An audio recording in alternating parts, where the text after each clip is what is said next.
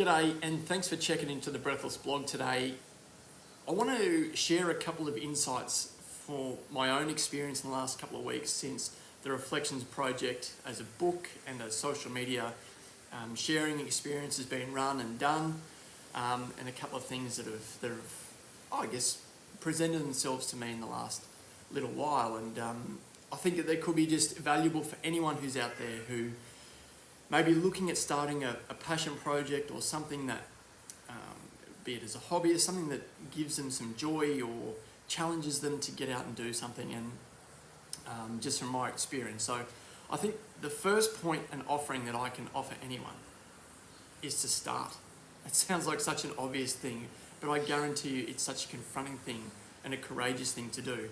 Whether you're looking at doing something that is sharing your project with the world or you're just keeping it to yourself, taking that first step to actually doing it, I find is one of the most confronting things to do. And whether that's a conversation with yourself or you're pitching this idea to a business or whatever it might be, that's something that's certainly not to be undervalued, because it takes courage to do that.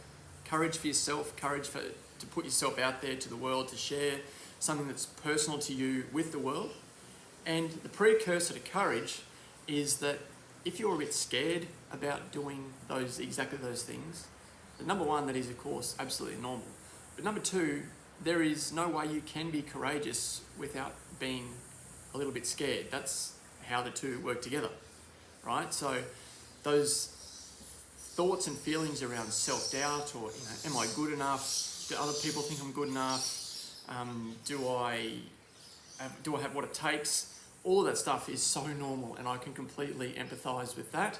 And being totally upfront about it is that even once you do start your project, that there are likely going to be times when you're in that process of creating something where you'll still continue to ask yourself the exact same thing. So make a start. Plan it, make some notes,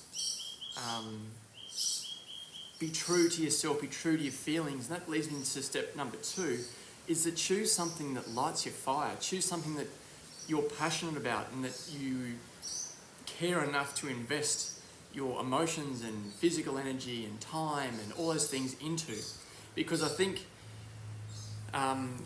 whatever that particular thing is, I think the real power in what you can create, and this isn't necessarily even about photography, it could be a writing thing, a painting thing, a gardening thing, or anything. If you're passionate about it, then that passion shows through in your work. And ultimately, I'd like to think that if it's something that you're really passionate about, then I think it's something that's really worth sharing with other people. As I guess I'm doing right now, this idea of showing and sharing, what drives me as a creative person or a photographer, but also what drives me in helping people, and I guess showing a side of my creative process with people that, thanks Dudley, that is authentic and that is transparent and offers an insight into the vulnerabilities that we all have, right? And that those things don't have to be a limiting factor to actually doing something and pursuing something. The third little thing that I could probably offer is to give yourself some, I call them flexible timelines.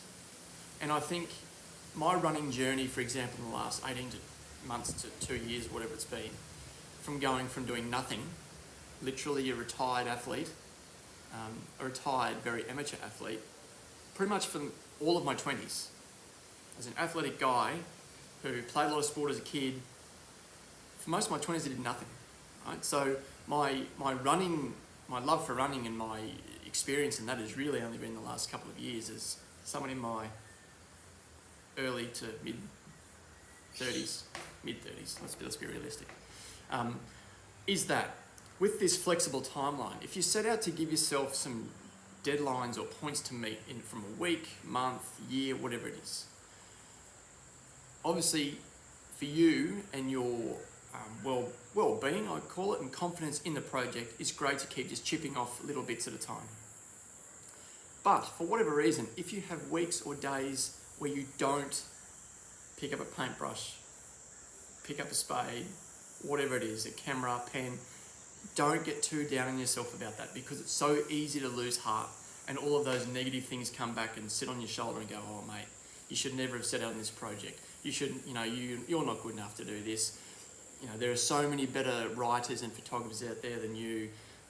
Look at everyone else's garden, it's so much better than yours. Why did you even start? You're wasting your time. Look at all the money you've spent, you didn't even do it this week. Like, all of those things, those voices get so loud, even when you love it so much. My best advice, even if it's a run, like in the last couple of years, even if you have a week where you're sick, your kids are sick, you're flat out with work, you just don't get the time to invest into your project or go for a run, metaphorically speaking, the best thing you can do, put your shoes on, go out the door, take the pressure off, hardly even look at the times you're running a kilometre, don't even worry about what type of work necessarily you might be producing. Just go and do it. Go and do it for the love of doing it, because I guarantee you will feel so much better for having done that than succumbing to those loud noises and the rotten little, self-doubts and anxieties that you have that sit on your shoulder and not doing it. You'll feel worse for that, all right? I know there's been, early on in my running, for example, a couple of times where I did have those days, like today, for example. What idiot eats leftover spaghetti bolognese an hour and 10 minutes before they go on their run, and then for 6 kilometres is basically burping bolognese and having heartburn? But I'm so glad that I did it, rather than just plugging away inside, taking the easy option, making an excuse for myself. I'm so glad that I went out and went through the heartache today to come and sit here and do this and then just get on with my day. So, flexible timelines, but be patient with yourself. Give yourself some love. The other thing that has been a really interesting, discussion to have with people, and probably I'll finish on this, is that a lot of times in the last couple of weeks, speak with people, show them the book, talk about the book, the whole project now that it's done. Many people have said, oh, look, hey, that's fantastic. But now you can put your feet up. What is it? November, nearly December, you've got a month of Christmas. You don't have to do anything now. You can have a great holiday and everything. And while I understand their point and I can see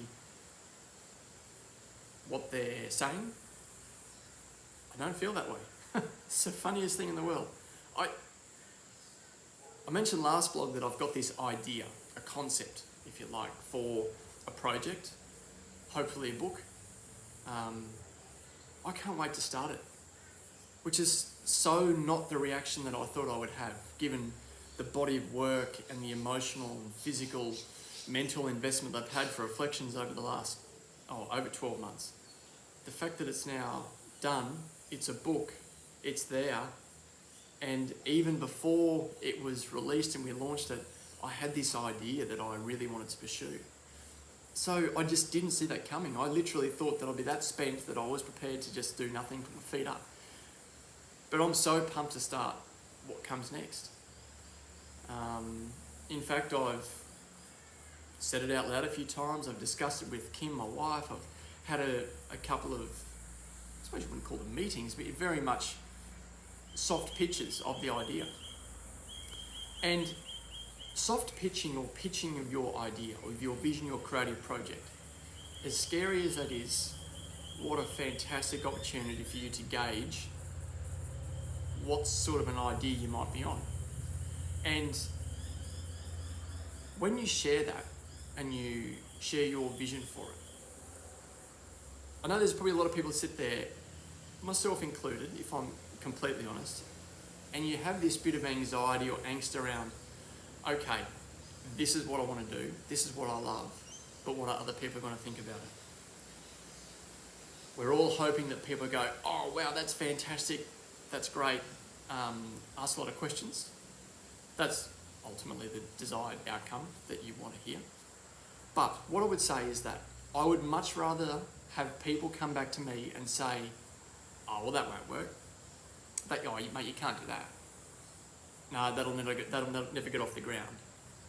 But you're gonna do a book about that. Well, I don't know whether people are gonna buy it. I'd rather have that sort of reaction and go, why? And question that reaction than people politely go, oh yeah, and then talk about the weather. I'd rather have people have a opinion, a reaction, something around it, because then I can throw it open and ask the question, offer some insight, troubleshoot the idea. Because as I've found already, even with the project I'm looking at, people have got great insight, great feedback to offer. So don't be afraid of negative feedback, embrace that, which is, hey, I'm still getting used to that and learning about that and trying to be the best I can about that, don't worry. But as I said, I'd rather have someone be amazingly over the top about it or turn their nose up and go, oh, that, and poo-poo it, than just politely give it nothing. Because at least if there's a response, it means that there's something to draw people in, for good, worse, indifferent. So look, that's enough for this week. I think I've caught my breath back. Thanks for checking in the Breathless blog, and I just can't encourage you enough. Whatever it is, whatever creative field you're in, something that you'd always thought you could possibly want to do, but then had that nagging little voice say, oh mate, you're not good enough. I was going to say piss them off, but I can't say that, can I? I just did. Get rid of those ideas. And if you can't, then just squash them and make a start. That's the best advice I can ever give. And then once you've got a start, momentum's the best thing in the world. And then you can refine and move as you go. Whether you publish a book, whether you keep your canvases of paintings, whether it's just your garden in your backyard that you keep to yourself, it doesn't matter. But I know the journey of creating something that you love and are passionate about is one of the great things that you can do in whatever field you're in. So thanks for checking in the Breathless blog. Until next time, I'm Brodie Grogan from Brodie Grogan Photography. Appreciate your time. See you later.